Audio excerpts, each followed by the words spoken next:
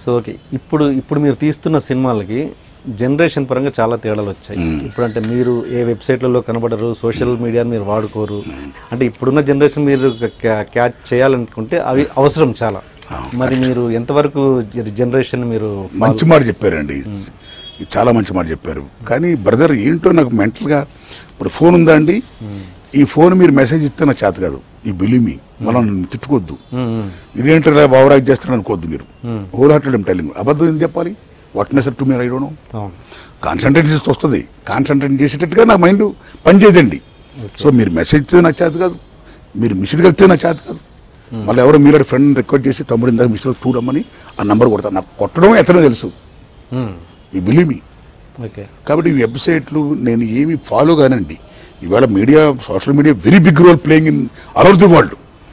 Through social media ద్వారా యూట్యూబ్లో ఏంటంటే పేరున్నాయి, అవి ఇంకో పేరున్నాయండి, ఫేస్బుక్ వెబ్సైట్లు, ఫేస్బుక్ ద్వారా ప్రపంచంలో ఎక్కడెక్కడ ఎన్ని సమస్యలు జరుగుతున్నా, ఎటువంటి ఉద్యమాలు పడుతున్నాయి, ఎంతగా జనం మొబైలైజ్ అవుతున్నారు, ఎంత గొప్ప రోల్ ప్లే చేస్తున్నారండి.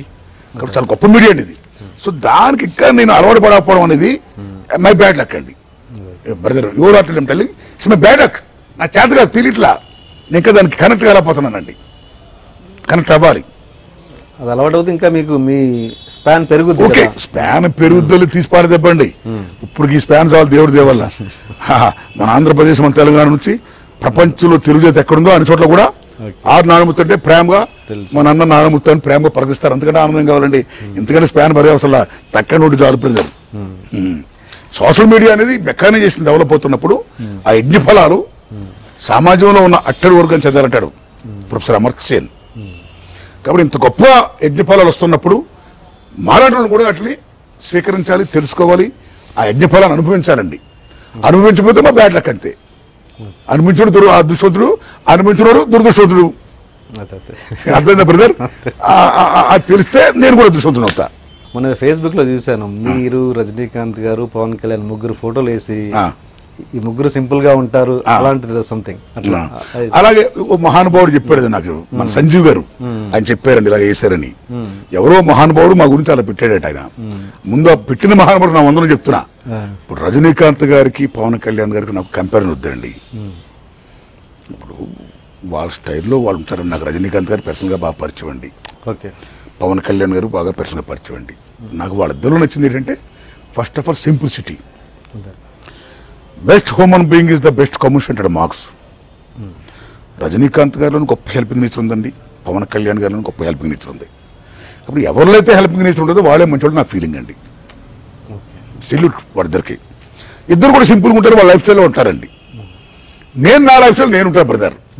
సో నేను 30 ఏళ్ళ సినిమాలు తీస్తూ ఓ రకమైన సినిమాలకి నేను ఆడనానుమతి ఒక హీరో, ఓ రెడ్ స్టారో, ఓ పీపుల్ స్టారో అని నాకు జనదేవుల బిరుదులు ఇచ్చి జనం ఇంతగా ఆదరిస్తున్నందుకు వాళ్ళు వందనాలు చెప్తూ వాళ్ళతో కంపేర్ చేసినందుకు ఇచ్చిన మహానుభావుడికి మీ మీ ద్వారా నేను వందనాలు చెప్తున్నాను నేను. ఎస్. ఓకే, సపోజ్ మీకు రజనీకాంత్ గారు కావచ్చు, పవన్ కళ్యాణ్ గారు కావచ్చు, పర్సనల్గా మీకు కాల్ చేసి నా సినిమాలో ఒక మంచి వేషం ఉంది చేస్తారంటే ఒప్పుకుంటారా లేదా? తమ్ముడు, సి బ్రదర్, మా గురు దాసన్న అంటారు, ఆ మహానుభావుడే వసేరాములంలో వారు వేసిన వేషం నన్ను వేయమన్నారు. మా గురుగారితో ఏమన్నానంటే, గురుగారు మీరు నన్ను ఉరవేక్ష చేశారు, నన్ను మళ్ళా సబ్ చేయొద్దు, నన్ను పెట్టి మళ్ళా ఇంకోటి ఏదో నా మీద సినిమా ఉంటేట్టు టైట్లో నేను ఉంటే చేయండి, మీ దండం పెడతా అని నేను విజ్ఞప్తి చేశా. అలాగేరా, నీ మనసు తగ్గట్టు చేద్దాంరా అన్నారు. కాబట్టి మా గురువుగారు అడిగినా నేను చేయలే, అంటే అహంకారంతో దండం పెట్టి చేయలే. అలాగే పూరి జగన్నాథ్ గారు నా వెల్విషర్ అయిన మహానుభావుడు, మామూలు డైరెక్టర్ కాదు. ఒక రకంగా చెప్పాలంటే తెలుగు చలనచిత్ర పరిశ్రమలో కథ నుంచి కథనం, దర్శకత్వం, డైలాగ్స్ అన్ని వన్ మ్యాన్ షోగా చేసే వ్యక్తి.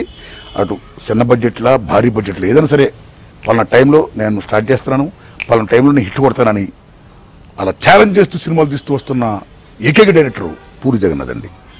మా గురువుగారు తీసేవారు ఒకప్పుడు, ఆయన బాటలో నిజమైన ఆయన వారసుడు ఇవాళ పూరి జగన్నాథ్ గారు, ఆయన తీస్తున్నాడండి. ఆ పూరి జగన్నాథ్ గారు నా మీద అభిమానంతో టెంపుల్ నాకు ఆఫర్ ఇచ్చారండి. ఆయనకు కూడా నేను హృదయపూర్వక దండం పెట్టా. థ్యాంక్స్ అండి, ప్లీజ్. అది బ్రదర్. కాబట్టి ఇప్పుడు రజనీకాంత్ గారు పిలిస్తే నేను వెళ్ళి వేసేస్తాను, పవన్ కళ్యాణ్ గారు పిలిస్తే వెళ్ళి వేసేస్తాను మీరు అనుకోవద్దు. వాళ్ళని ఏం పిల్లరు పిలిస్తే మీరు అన్నారు కాబట్టి నేను రజనీకాంత్ గారికి పవన్ కళ్యాణ్ కూడా దండం పెడతా, మీ అభిమానం ఉంటాను సార్, నన్ను ఇలా ఉండమని సార్ ప్లీజ్ సార్ అంట. తెలుసా ఇప్పుడు వాళ్ళ స్టైల్లో వాళ్ళు ఉంటారు. నాకు రజనీకాంత్ గారు పర్సనల్గా బాగా పరిచయం అండి, ఓకే, పవన్ కళ్యాణ్ గారు బాగా పర్సనల్గా పరిచయం అండి. నాకు వాళ్ళిద్దరిలో నచ్చింది ఏంటంటే first of all simplicity. Best human being is the best communication అంటాడు మార్క్స్. రజనీకాంత్ గారిలో గొప్ప హెల్పింగ్ నేచర్ ఉందండి, పవన్ కళ్యాణ్ గారిలో గొప్ప హెల్పింగ్ నేచర్ ఉంది. కాబట్టి ఎవరిలో అయితే హెల్పింగ్ నేచర్ ఉంటుందో వాళ్ళే మంచి నా ఫీలింగ్ అండి. సెల్యూట్ వాళ్ళిద్దరికి. ఇద్దరు కూడా సింపుల్గా ఉంటారు, వాళ్ళ లైఫ్ స్టైల్లో ఉంటారండి. నేను నా లైఫ్ స్టైల్ నేను ఉంటాను బ్రదర్. సో నేను 30 ఏళ్ళ వరకు సినిమాలు తీస్తూ ఓ రకమైన సినిమాలకి నేను ఆడనానుమతి ఒక హీరో, ఓ రెడ్ స్టారో, ఓ పీపుల్ స్టారో అని నాకు జనదేవుల అభివృద్ధులు ఇచ్చి జనం ఇంతగా ఆదరిస్తున్నందుకు వాళ్ళు వందనాలు చెప్తూ వాళ్ళతో కంపేర్ చేసినందుకు ఇచ్చిన మహానుభావుడికి మీ మీ ద్వారా నేను వందనాలు చెప్తున్నాను నేను. ఎస్. ఓకే, సపోజ్ మీకు రజనీకాంత్ గారు కావచ్చు, పవన్ కళ్యాణ్ గారు కావచ్చు, పర్సనల్గా మీకు కాల్ చేసి నా సినిమాలో ఒక మంచి వేషం ఉంది చేస్తారంటే ఒప్పుకుంటారా లేదా? తమ్ముడు సి బ్రదర్, మా గురు దాసన్న అంటారు, ఆ మహానుభావుడే వశీరాములంలో వారు వేసిన వేషం నన్ను వేయమన్నారు.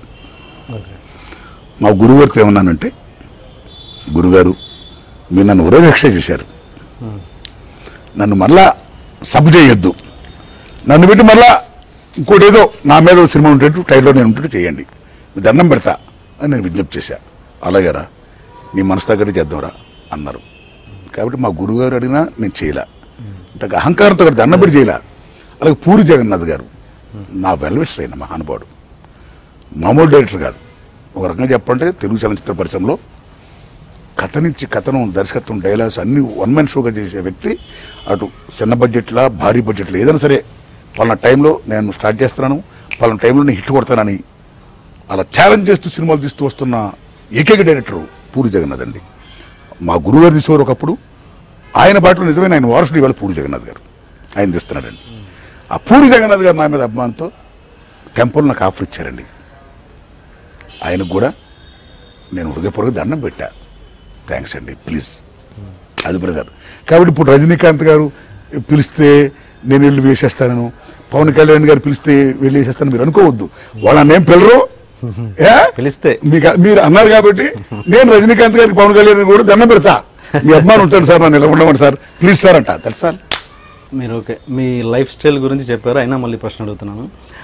ఎప్పుడు మీరు ఎక్కడికి వెళ్ళినా దూరంగా ఎంత దూరం నడుచుకుంటూనే వెళ్తుంటారు. అది ఆల్మోస్ట్ ఇండస్ట్రీ అంతా మన తెలుగు ప్రజలందరికీ తెలుసు, ఎక్కడికి వెళ్ళినా ఈయన నడుచుకుంటూ వెళ్తారు అని.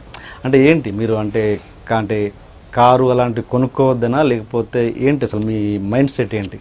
నర్సం గారు ఎక్కడికి వెళ్ళినా మీరు నడుచుకుంటూ వెళ్తారన్నది అంటే జస్ట్ అండి.